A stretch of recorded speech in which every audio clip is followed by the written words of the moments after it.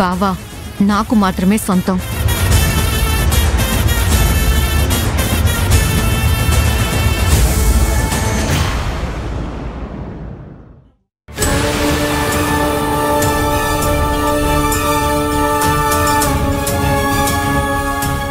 జయంతి ఏడవకు. ఇలా ఏడిస్తే సమస్య గట్టెక్కుతుందా? అది అలా చెప్పండి. ఏడవడం ఆపి 7 అడుగులు వేద్దామని ఒక్క మాట అంటే మనిద్దరం సంతోషంగా ఉండొచ్చు. మా అమ్మనేం చేయమంటావు? మురళి అన్నయ్య చెప్పు, అడుగుతోంది కదా. పెళ్ళైతే ఆవిడే సైలెంట్ అవుతుందానంది. అది జరగకపోతే? పెళ్ళైన తర్వాత జయంతక్కని వాళ్ళ అమ్మగారు ఇంటికి రానివ్వకపోతే? పోతే పోని, జయంతికి నేనున్నానుగా. అంటే అమ్మని వదులుకో అంటావా? ప్రేమ గెలవాలంటే. ఓహో, ప్రేమించిన ఒక్క మనిషి కోసం కన్న వాళ్ళని అయిన వాళ్ళందరినీ వదులుకోవాలా? టైం కలిసి రానప్పుడు తప్పదు. అది కాదన్నా. ఆనంది, అందరూ నీలాగే ఆలోచించాలి, నీలాగే చెయ్యాలి, నీలాగే ప్రేమకు అన్యాయం చేయాలనుకోవడం చాలా తప్పు. అసలు నీకు ఈ విషయంలో మాట్లాడే అర్హత లేదు. నేనేం తప్పు చేశాను? ఈ మాట మమ్మల్ని కాదు, అదిగో అశ్విన్ అడుగు.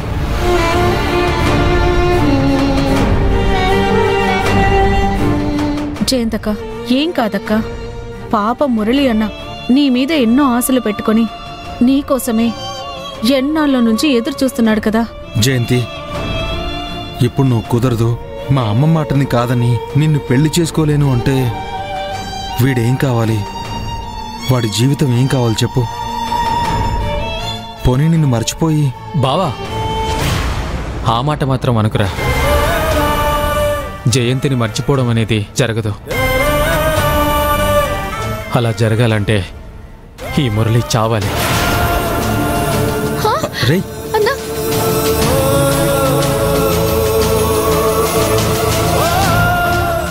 రేయ్, నువ్వు ఉండరా బాబు.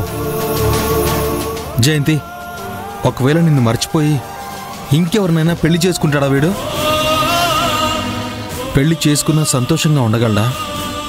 మీ అమ్మగారి మాట విని ఇంకొకరిని పెళ్లి చేసుకుని నువ్వు మాత్రం సంతోషంగా ఉండగలవా?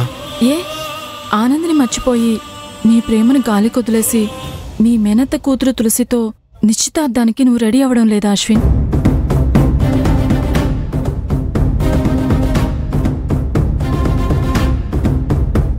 చెప్పన్నా, జయంతకు అడిగిన దానికి సమాధానం చెప్పు.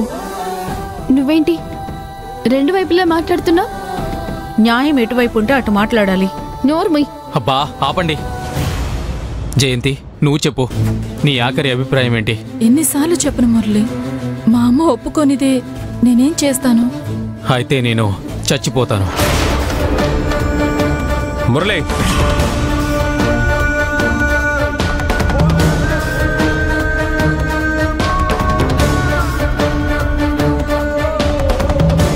ప్రేమలో గెలవలేనప్పుడు ప్రేమించడం వేస్ట్.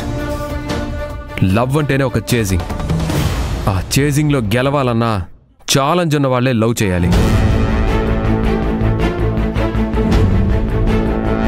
లవ్ జర్నీ స్టార్ట్ అయిన నెక్స్ట్ స్టెప్ నుంచి లవ్కి బ్రేకులు పడుతూ ఉంటాయి. అలా బ్రేక్ పడిన చోట ఆగిపోతే దట్స్ నాట్ కాల్డ్ లవ్. మీ లవ్కి నేను సపోర్ట్గా ఉంటాను. పెళ్లి చేసుకోండి. జయంతి వాళ్ళ అమ్మగారు మళ్ళీ ఇంకోసారి ట్రై చేయండి. Or else leave it. తప్పు కదా సార్? తప్పే, కానీ లవ్ కోసం తప్పదు. మా అమ్మ సార్. అమ్మ ఫ్యామిలీ ముఖ్యం కాదు అని నేను అనడం లేదు. కన్నవాళ్ల ప్రేమ కన్నీళ్లతో ఆగుతుంది. బట్ ప్రేమించిన మనిషి ఎంత దూరం అయినా వెళ్ళొచ్చు. తప్పు చేశానే అన్న ఫీలింగ్ నిన్ను లైఫ్ లాంగ్ వెంటాడుతుంది. సో మీరిద్దరూ పెళ్లి చేసుకోండి. ఆనంది, ఏమంటావే? కన్నవాళ్ళు కన్నీళ్లు పెట్టినా పర్వాలేదని చెప్తున్నారు కదా. ఇంక నేను కానీ ఎవరు కానీ చెప్పేదేముంటుంది? ఓకే, నేను చెప్పాల్సింది చెప్పాను. నా సపోర్ట్ మీకు ఎప్పుడు ఉంటుందని స్ట్రాంగ్గా చెప్తున్నాను. ఆ తర్వాత మీ ఇష్టం. అశ్విన్, నువ్వే చూసుకొని నాకే విషయం చెప్పు.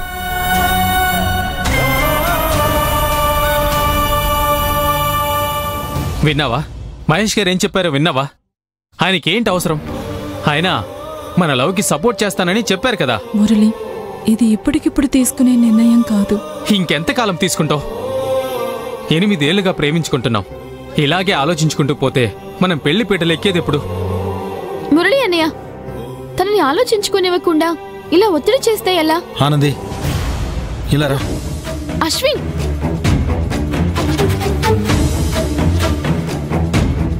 ఆనంది, ఒక మాట అడుగుతాను. అది నీకు కష్టంగా అనిపించొచ్చు. ఎవరూ ఎలాంటి కష్టాలు బాధలు పడకూడదు, అన్నీ మనసులోనే దాచుకుని వాళ్ళకి సంతోషం మాత్రమే ఇవ్వాలని నువ్వు నీ ప్రయాణం చేస్తున్నావు. అది తప్పని నేను అనడం లేదు, ఎప్పటికీ అనను కూడా.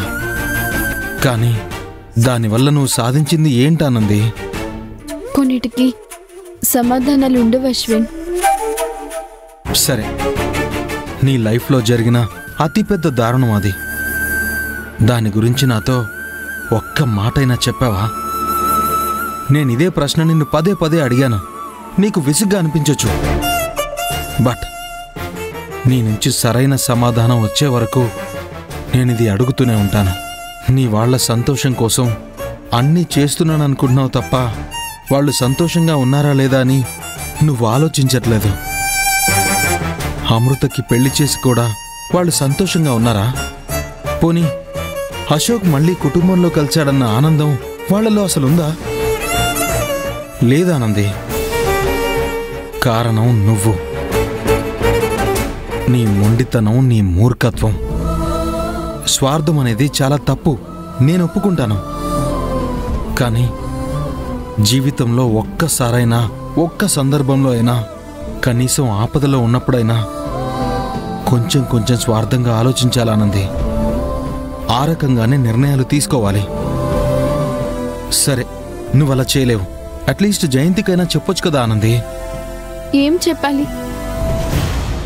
మీ అమ్మకి ఇష్టం లేకపోయినా, ఆవిడ ఒప్పుకోకపోయినా నీ దారి నువ్వు చూసుకో అక్క అని చెప్పాలా? చెప్పు, అలా చెప్పమంటావా? దాంట్లో అసలు తప్పే లేదంటాను. చూడశ్విన్, ఒక తల్లి మనసుని బాధ పెట్టే సలహాలు నేనివ్వలేను అశ్విన్. ఆనంది, వాళ్ల జీవితాన్ని నీ జీవితంతో పోల్చుకోకు. మన ప్రేమ, మన ఆశలు, మన కోరికలు, మన భవిష్యత్తు ఇవన్నీ క్వశ్చన్ మార్క్ దగ్గరే ఆగాయి. కనీసం వాళ్ళనైనా పెళ్లి చేసుకుని సంతోషంగా ఉండనివ్వు. చేసుకోమను, నాకేంటి? జయంతికి నువ్వు ధైర్యం చెప్తే గాని తను వినే స్థితిలో లేదు కదా.